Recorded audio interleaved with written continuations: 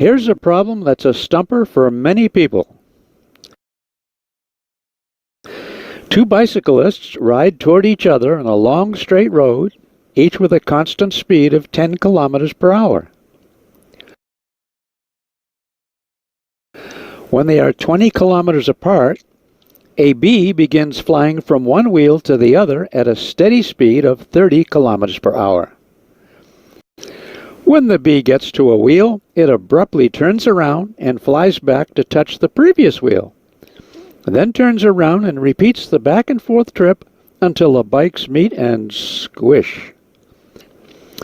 Question: what total distance did the bee travel in its back and forth trips? This appears to be a complicated problem. After all, as the bee travels between the approaching bicycles, the distance closes and each successive trip by the bee is less and less until the wheels come in contact and squish. But maybe the problem is not complicated. When solving physics problems, an essential approach is first being clear about what is being asked. In this case, it's distance. More specifically, the total distance the bee travels. Distance? Then you start your solution with d equals. That's a lot, for it gets you started, which is often the hard part.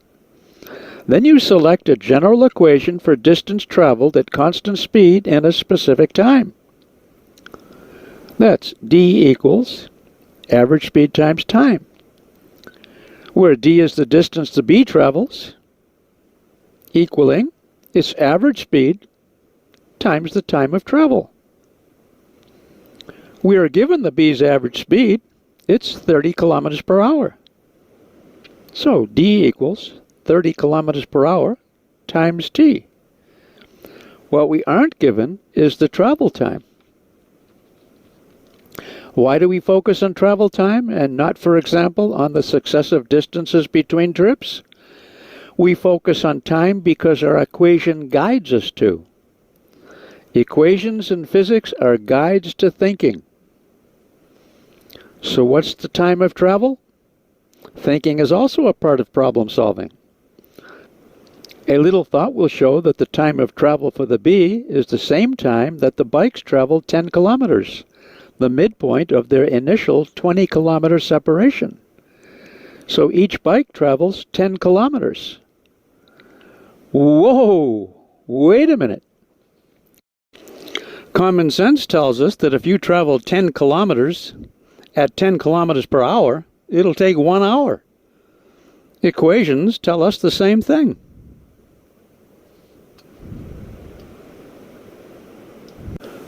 So distance traveled by the bee is 30 kilometers per hour times 1 hour equals 30 kilometers. Solved!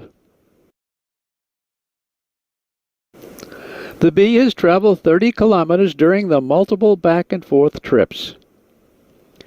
Pose this problem to your friends, and unless they focus on what is asked for, and unless they use a general equation to guide their thinking, they may be stumped. Some people frown on using equations as a crutch in solving problems. Not me. I encourage equations. After all, they're shorthand statements of the physics involved. And that can be yum.